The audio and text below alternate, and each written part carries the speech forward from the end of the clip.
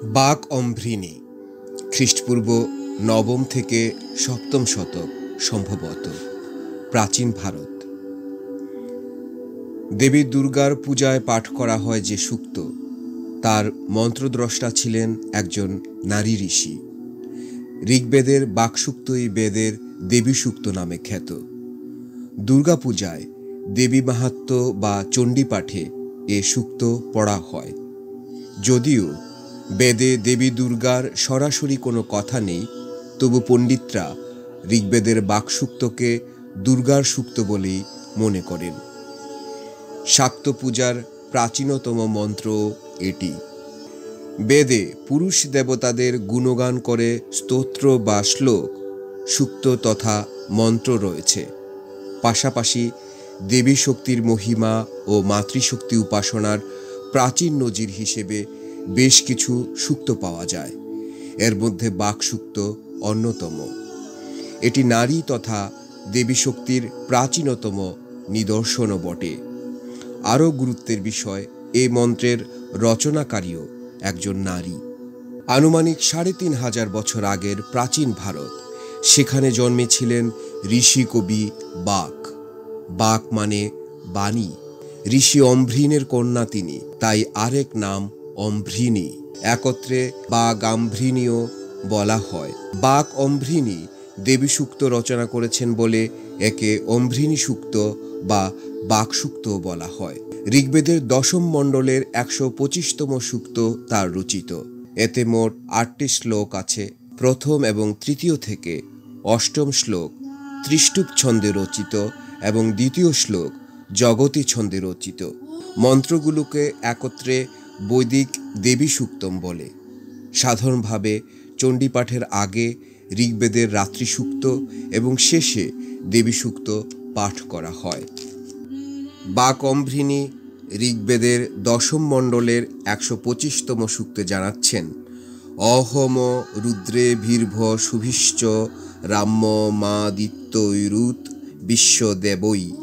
অর্থাৎ, আমি একাদশ রুদ্র, অষ্টবসু, দ্বাদশ আদিত্য এবং বিশ্ব দেবতা রূপে বিচরণ করি। এ সূক্তে রুদ্র, আদিত্য ও ইন্দ্র, অগ্নিসহ বিশ্ব দেবতাদের সঙ্গে ব্রহ্মবিদুষী বাক নিজ অভিন্নতা ঘোষণা করেছেন। বেদ সূত্রে বলা যায়, ব্রহ্মবাদিনী বাক অনুভব করেছিলেন সবই ব্রহ্মের অংশ এবং তিনি নিজের মধ্যে সমস্ত দেবতা, চরাচর বা বিশ্বকে ধারণ করে আছেন। বাকসূক্ত তাই প্রকৃতপক্ষে দেবীকেই ইঙ্গিত করে, কারণ বাক যা বলেছেন তা স্ত্রীলিঙ্গবাচক শব্দে এবং নিজেকে আদ্যশক্তি দেবীর স্বরূপে বিবরণ দিয়ে স্তোত্র আকারে। বাক নিজেকে এ শক্তির সঙ্গে একাত্ম করেছেন। অদ্বৈতবাদ অনুসারে যে ব্রহ্মকে জ্ঞাত হয় বা জানে, তাকেই ব্রহ্মস্বরূপ বলা হয়। বাক এ স্তোত্র রচনার মাধ্যমে আদ্যশক্তি দেবীর স্বরূপ নিজের মধ্যে প্রত্যক্ষ করেছিলেন। তাই তিনি ব্রহ্মস্বরূপা, তাই এটি দেবী সূক্ত।